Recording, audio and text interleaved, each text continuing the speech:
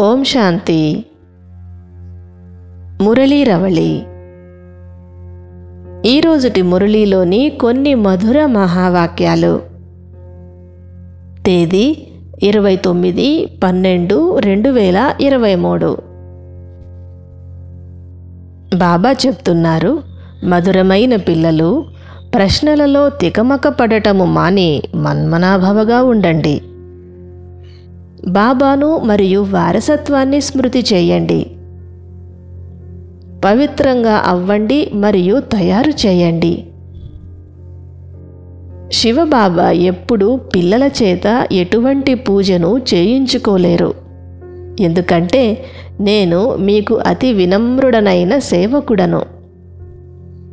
పిల్లలైన మీరు నా యజమానులు.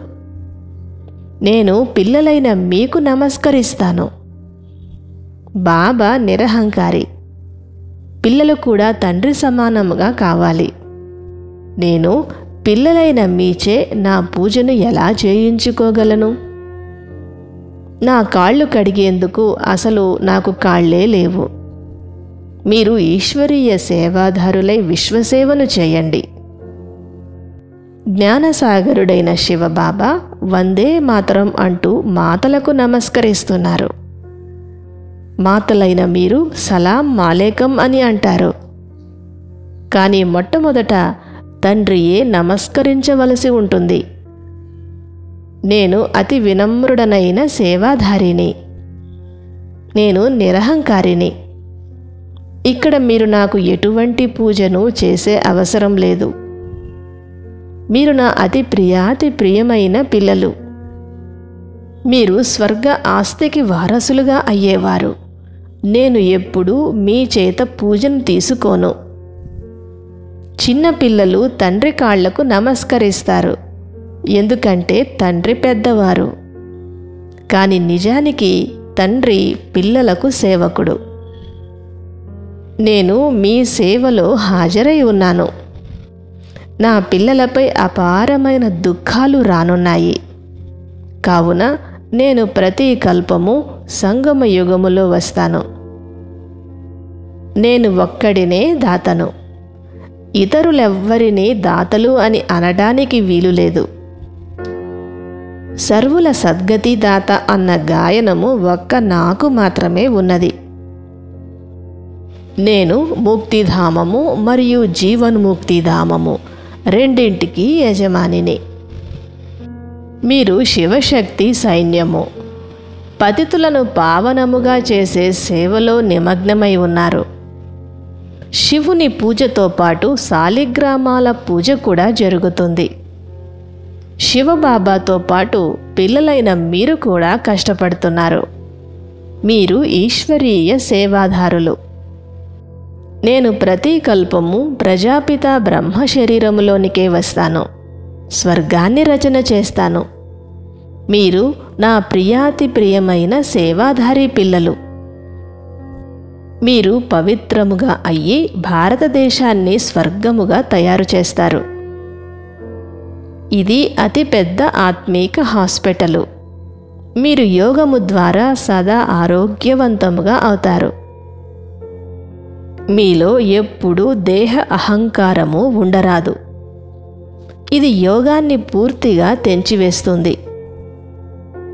బాబా చెప్తున్నారు, దేవతా ధర్మం నుండి ఎవరెవరైతే ఇతర ధర్మాలలోనికి కలిసిపోయారో వారు మళ్ళీ తిరిగి వస్తారు.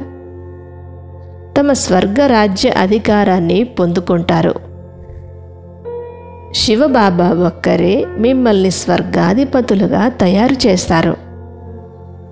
పాత ప్రపంచపు వినాశన దృశ్యము చాలా బాధాకరమైనది. దానికంటే ముందుగానే మీరు తండ్రి నుండి స్వర్గ వారసత్వాన్ని తీసుకోవాలి. మీరిప్పుడు ఈశ్వరీయ ఒడిని తీసుకున్నారు.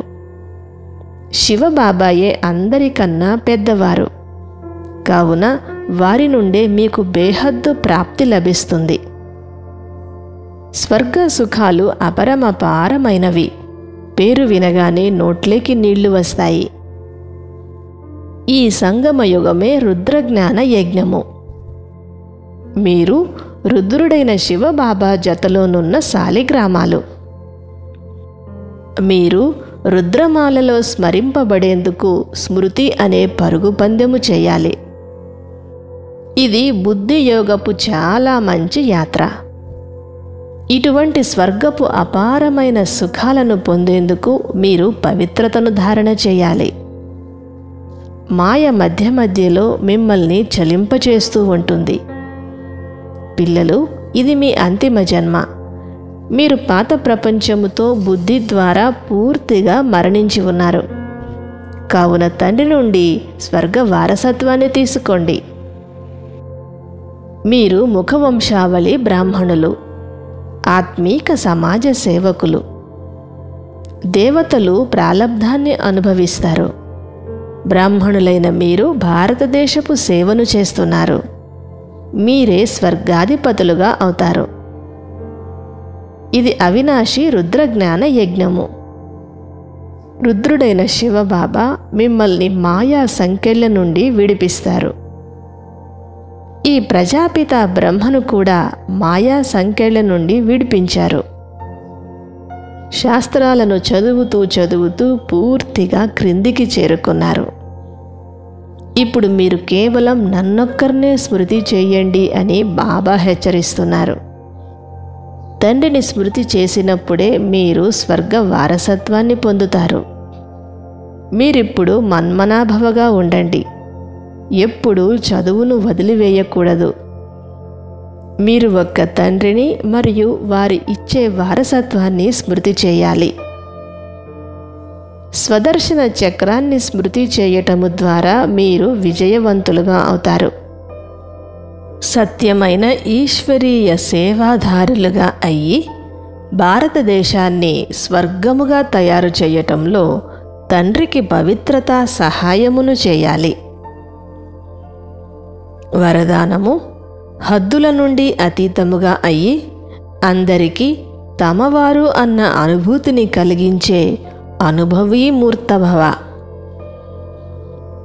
మీరు ఎక్కడ ఉన్నా కానీ బేహద్దు సేవకు నిమిత్తులు. హద్దుల నుండి అతీతంగా అయ్యి బేహద్దు భావనను, బేహద్దు శ్రేష్ఠ కామనను ఉంచండి. మీరు బేహద్దు అనుభవజ్ఞులు. అందరికీ వీరు మావారు అనే అనుభూతిని కలిగించాలి.